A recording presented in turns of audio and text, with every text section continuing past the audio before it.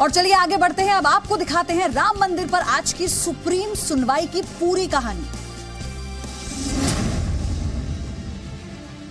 अयोध्या विवाद पर नई तारीख के साथ सुप्रीम कोर्ट ने आज की सुनवाई तुरंत खत्म कर दी। अब अयोध्या विवाद पर अगली सुनवाई 10 जनवरी को होगी। चीफ जस्टिस रंजन गोगोई और जस्टिस संजय किशन कौल की 2 सदस्यीय बेंच ने किसी पक्ष की दलील सुने बिना सुनवाई की अगली तारीख तय कर दी। हिंदू महासभा का बहुत क्लियर स्टैंड है कि 10 जनवरी को हम कोर्ट के सामने कहेंगे कि इस मामले की डे टू डे सुनवाई की जाए। प्लीडिंग्स कंप्लीट हो चुके हैं, डॉक्यूमेंट्स का आदान प्रदान हो चुका है, ट्रांसलेशंस कंप्लीट हो चुके हैं। खुशी की बात यह है कि इस मामले की सुनवाई 10 तारीख से शुरू हो जाएगी। जो स्पेशल बेंच बनेगी वो बेंच तय करेगी कि डे टू डे सुना जाए या पर्टिकुलर इंटरवल के बाद as per convenience of the bench सुना जाए। अब राम मंदिर पर आज की सुनवाई की इनसाइड स्टोरी समझ लीजिए। सूत्रों के मुताबिक कोर्ट रूम में अयोध्या विवाद की सुनवाई के दौरान बड़ी संख्या में वकील मौजूद थे। वकीलों की भीड़ देखकर जजों की बेंच ने सुनवाई की तारीख फौरन बढ़ा दी। आज की सुनवाई में हालांकि ये तय हुआ कि इस मामले की सुनवाई अब 3 सदस्यीय नई बेंच करेगी और नई बेंच में जज कौन होंगे ये 10 जनवरी से पहले तय हो जाएगा। अयोध्या विवाद पर सुप्रीम कोर्ट से नई तारीख मिलने के बाद मोदी सरकार के मंत्री नाराज हैं। महेश शर्मा से लेकर गिरिराज सिंह तक कई केंद्रीय मंत्रियों ने अपनी नाराजगी जाहिर की। देखिए, देशवासियों का दर्द है और खास तौर पर एक ऐसे मुद्दे पर जब देश की जनता ये अपेक्षा कर रही थी कि सुप्रीम कोर्ट से कोई हमें मार्गदर्शन मिलेगा। क्या कहूं? अगर कुछ कहूंगा तो मीडिया कहना शुरू करेगा कि गिरिराज जी एक मंत्री हैं और सुप्रीम कोर्ट पर टिप्पणी करते। 100 करोड़ हिंदू आहत है, निराश है, दुखित है। 100 करोड़ हिंदू प्रभु श्री राम के पुरुषार्थ के साथ खड़ा होगा, उस दिन सब कुछ हो जाए। राम मंदिर पर सुनवाई में फैसले की जगह मिल रही तारीख से मोदी सरकार के मंत्री नाराजगी क्यों दिखा रहे हैं, ये भी जान लीजिए। दरअसल मोदी सरकार जनता को ये संदेश देना चाहती है कि सुनवाई टलने से सिर्फ आम लोग ही नहीं बल्कि सरकार और बीजेपी भी रोष में है। बीजेपी के संकल्प पत्र में राम मंदिर निर्माण का वादा भी है और अब तो मंदिर निर्माण को लेकर जनता का जबरदस्त दबाव भी है। आप ये तो जान गए कि राम मंदिर पर अगली सुनवाई 10 जनवरी को होगी, लेकिन 10 जनवरी की सुनवाई में होगा क्या ये भी आपकी जानकारी में होना चाहिए। 10 जनवरी को जजों की नई बेंच सुनवाई शुरू करेगी। इसका मतलब है कि अब नए सिरे से अयोध्या विवाद पर सुनवाई होगी। 10 जनवरी को सुनवाई की रूपरेखा तय हो सकती है। जज इस मामले से जुड़े सभी याचिकाकर्ताओं से उनकी राय जानेंगे। उन्हें अपनी बात रखने के लिए भी तारीख दी जा सकती है। राम मंदिर विवाद पर रोजाना सुनवाई की मांग वाली याचिका सुप्रीम कोर्ट में खारिज हो गई। सुप्रीम कोर्ट में वकील हरिनाथ राम ने जनहित याचिका लगाकर जल्द से जल्द और हर दिन सुनवाई करने की मांग की थी।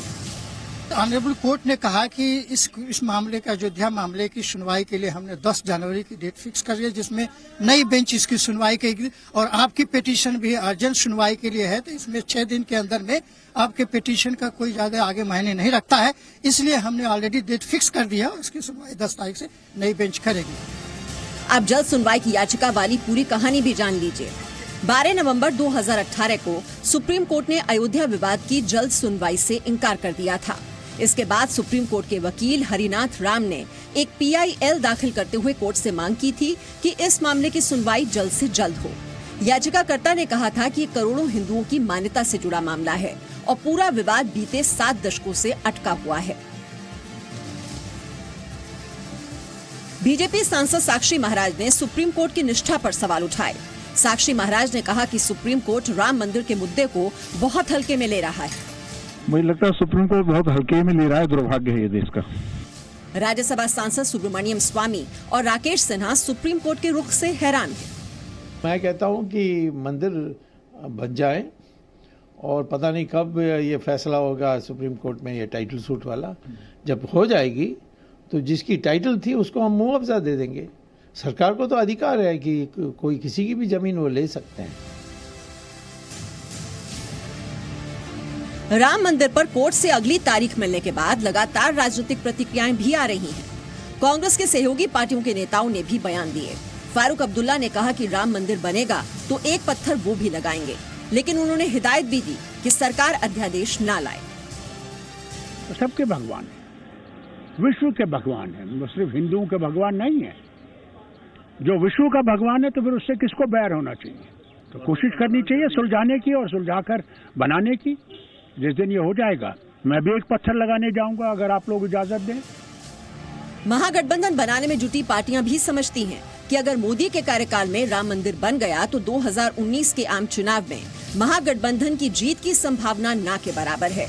इसलिए चुनाव तक मंदिर पर फैसला न आना कम से कम मोदी विरोधियों के लिए राजनीतिक लिहाज से लाभ की बात होगी।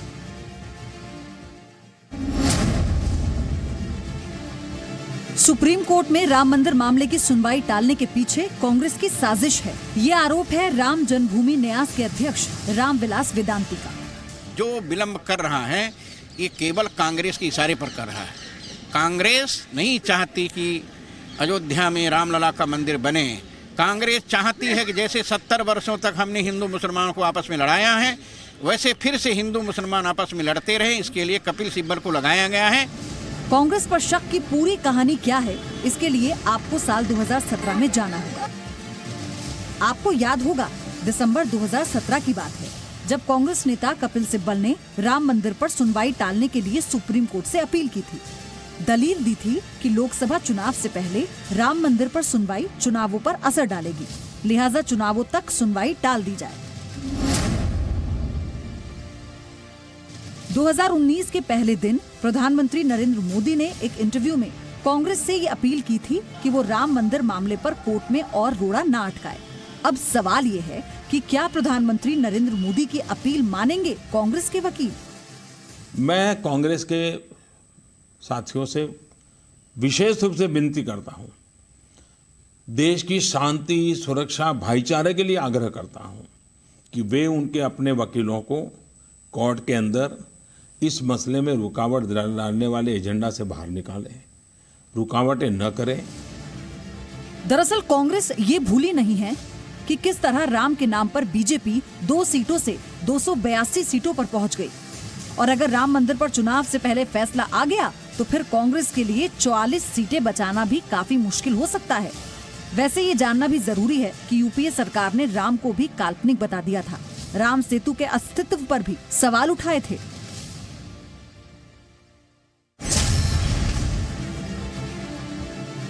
देश के ज्यादातर मुसलमान चाहते हैं कि अयोध्या में राम मंदिर बने, लेकिन इसके लिए मुस्लिम धर्मगुरु किसी अध्यादेश के विरोध में हैं। ज्यादातर मुस्लिम धर्मगुरुओं का मत है कि कोर्ट जल्दी फैसला सुनाए ताकि इस मुद्दे पर सियासत की दुकान बंद हो जाए। कब तक के इसको पेंडिंग में किया जाएगा, कब तक के लिंगारान किया जाएगा, और इसके ऊपर कुछ लोग अपनी सियासी रोटियां सेकते रहेंगे। लिहाजा इस मामले की बाकायदा सुनवाई होना चाहिए। 1 जनवरी को प्रधानमंत्री नरेंद्र मोदी का इंटरव्यू अगर आपने ध्यान से सुना हो तो उसमें उन्होंने अध्यादेश लाने की संभावनाओं को खारिज नहीं किया था। हाँ, ये जरूर कहा था कि कोर्ट में सुनवाई के बाद ही वो आगे की रणनीति तय करेंगे। मामला न्यायपालिका में है, उसको पूर्ण किया जाए। न्यायपालिका से आने के बाद सरकार की जिम्मेवारी जहां शुरू होती है, हम पूरी तरह प्रयास करने के लिए तैयार हैं। लेकिन हमें ये भी समझना होगा कि राम मंदिर पर अध्यादेश लाना सरकार के लिए मुश्किल क्यों है। अध्यादेश से न्यायपालिका और सरकार में टकराव की स्थिति बन सकती है। 6 महीने में अध्यादेश को संसद से बिल के रूप में पास कराना जरूरी होगा। राज्यसभा में बहुमत नहीं होने पर बिल पास कराना सरकार के लिए मुश्किल है। इसका मतलब साफ है कि 2019 चुनाव से पहले मंदिर निर्माण बेहद मुश्किल है।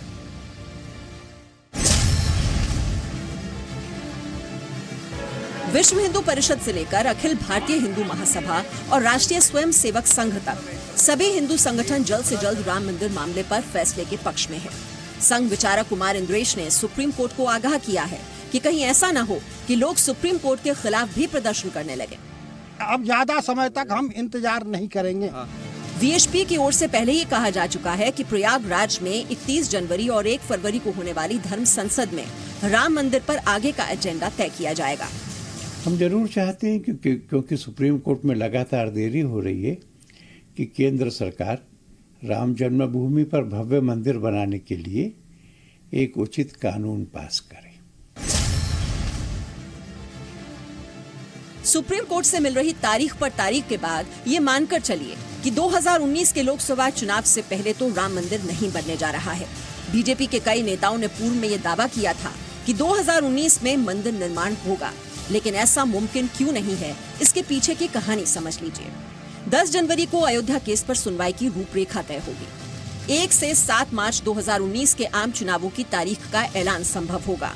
चुनाव की घोषणा के बाद आचार संहिता लग जाएगी। 18 से 23 मार्च को सुप्रीम कोर्ट में होली की छुट्टियां रहेंगी और 13 मई से 30 जून तक कोर्ट गर्मी की छुट्टियों में बंद रहेगा। तो अब इंतजार है 10 तारीख का। वहीं आज केंद्रीय मंत्री स्मृति ईरानी अमेठी में हैं। अमेठी में आज राहुल गांधी के आने का भी कार्यक्रम था, लेकिन ऐन मौके पर कार्यक्रम रद्द हो गया। कहीं राहुल गांधी स्मृति ईरानी से डर तो नहीं गए? अमेठी से राहुल पर स्मृति ईरानी के प्रहार की पूरी कहानी आपकी टीवी स्क्रीन पर, आप देखिए। अमेठी में आज केंद्रीय कपड़ा मंत्री स्मृति ईरानी ने राहुल गांधी पर हमला किया। अमेठी गांधी परिवार की परंपरागत संसदीय सीट मानी जाती है, लेकिन स्मृति ईरानी ने कहा कि अमेठी अब राहुल गांधी का गढ़ नहीं रहा, बल्कि अमेठी अब विकास का गढ़ है। तो अमेठी को अगर गढ़ कहना है तो विकास का गढ़ कहना पड़ेगा आपको, क्योंकि अगर अमेठी कांग्रेस का गढ़ होता तो सभी चुनाव राहुल गांधी पिछले 5 सालों में इस क्षेत्र में नहीं हारते। अब आपको बताते हैं कि अमेठी जीतना कैसे अब राहुल गांधी के लिए चैलेंज बनता जा रहा है। 2014 लोकसभा में बीजेपी ने स्मृति ईरानी को राहुल के खिलाफ मैदान में उतारा था। हालांकि उन्हें हार का सामना करना पड़ा था। बावजूद इसके स्मृति ईरानी ने अमेठी से नाता नहीं तोड़ा, बल्कि 1 साल में उन्होंने 6 दौरे किए। अमेठी में जहां जनता राहुल गांधी से नाराज है, वहीं स्मृति ईरानी ने अपनी पकड़ मजबूत बना ली। स्मृति ईरानी ने राहुल गांधी पर चुनावी हिंदू से लेकर क्रिश्चियन मिशेल पर भी सवाल किए। उन्होंने कहा कि देश इन सवालों का जवाब राहुल गांधी से चाहता है। आज अगर वो करप्शन की बातें करते हैं तो पहले ये तो बता दें कि क्रिश्चियन मिशेल किस इटालियन लेडी और बेटे आर का नाम ले रहे हैं। जहां एक तरफ स्मृति ईरानी अमेठी में राहुल गांधी से सवाल पूछ रही थी, वहीं अमेठी में राहुल गांधी के खिलाफ पोस्टर वॉर भी तेज हो गया है। आपको बता दें कि स्मृति ईरानी 15 दिन पहले भी अमेठी आई थी, तो वहीं दूसरी ओर विधानसभा चुनाव के बाद राहुल गांधी अमेठी नहीं आए। केंद्रीय मंत्री स्मृति ईरानी ने राम मंदिर मुद्दे पर भी कांग्रेस को घेरा। उन्होंने कहा कि सुप्रीम कोर्ट में कांग्रेस अपने वकीलों के जरिए सुनवाई को टालने की कोशिश कर रही है। राहुल गांधी अपने लोकसभा क्षेत्र में विकास करने में कितने विफल हैं, और यहाँ से 60 किलोमीटर दूर अयोध्या नगरी है, वहाँ की जनता को भी पता चला है आज राहुल गांधी के मुख से कि राम लल्ला के प्रति उनके मन में क्या आस्था है। अब आपको अंदर की बात बताते हैं कि कैसे बीजेपी राम मंदिर में कांग्रेस को घेरने की तैयारी में है। हाल ही में पीएम मोदी ने भी कहा था कि कांग्रेस जानबूझकर सुप्रीम कोर्ट में राम मंदिर पर देरी कर रही है। मोदी की बात को अब स्मृति ईरानी जनता के बीच ले जा रही हैं। बीजेपी अब कांग्रेस का सच जनता को दिखाना चाहती है। वहीं प्रधानमंत्री नरेंद्र मोदी ने लुक ईस्ट की पॉलिसी को एक्ट ईस्ट की पॉलिसी में बदला है और अब तैयारी है 2019 के लोकसभा चुनाव में नॉर्थ ईस्ट में किए गए कामों के नतीजों को अपने पक्ष में भुनाने की। और आज पीएम मोदी ने मणिपुर और असम में रैली की है। प्रधानमंत्री नरेंद्र मोदी 100 रैलियों की सीरीज की दूसरी रैली में आज मणिपुर पहुंचे। मणिपुर में पीएम ने 8 प्रोजेक्ट का उद्घाटन किया। ने इम्फाल रैली में मणिपुर की खराब हालत के लिए पुरानी सरकारों को दोषी ठहराया। कांग्रेस पर आरोप लगाया, कहा कि कांग्रेस ने मणिपुर के लोगों के साथ सौतेला व्यवहार किया है। 19-20 करोड़ का प्रोजेक्ट 500 करोड़ पर पहुंच गया। ये पैसा हिंदुस्तान के नागरिक का है, ये पैसा आपका है, उन्होंने बर्बाद होने दिया है। अगर ये प्रोजेक्ट पहले पूरा हो जाता, यहां के हजारों किसानों को बूंद बूंद पानी के लिए तरसना नहीं पड़ता। पीएम मोदी ने खुद कहा कि बीते 4.5 साल में वो करीब 30 बार नॉर्थ ईस्ट का दौरा कर चुके हैं। पूर्वोत्तर राज्यों के विकास के पीछे पीएम मोदी का मिशन 24 है। पूर्वोत्तर राज्यों में लोकसभा की कुल 24 सीटें हैं, जिन्हें बीजेपी साधना चाहती है। और पीएम मोदी जानते हैं कि उनके मिशन 24 की कामयाबी की राह सिर्फ और सिर्फ विकास है। साथियों, जिस मणिपुर को, जिस नॉर्थ ईस्ट को नेताजी ने भारत की आजादी का गेटवे बनाया था, उसको अब न्यू इंडिया की विकास गाथा का द्वार बनाने में हम जुटे हुए हैं। प्रधानमंत्री नरेंद्र मोदी मणिपुर के इम्फाल के बाद असम के सिलचर में जनता से मुखातिब हुए। पीएम मोदी ने सिलचर के लोगों से कहा कि एनआरसी यानी national register of citizens of India की प्रक्रिया के दौरान हुई परेशानी का मुझे एहसास है। विश्वास दिलाया कि एनआरसी से कोई भी भारतीय नागरिक नहीं छूटेगा। दरअसल पीएम मोदी के मिशन 24 का सबसे बड़ा हिस्सा है असम में। असम में 14 लोकसभा सीटें हैं, लिहाजा इन 14 सीटों पर विजय हासिल करने के लिए बीजेपी की सरकार बनने के बाद प्रधानमंत्री मोदी 16 बार असम जा चुके हैं। इसीलिए वो बार बार शपथ ले रहे हैं कि असम के लोगों के प्रेम का कर्ज असम का विकास करके चुकाऊंगा।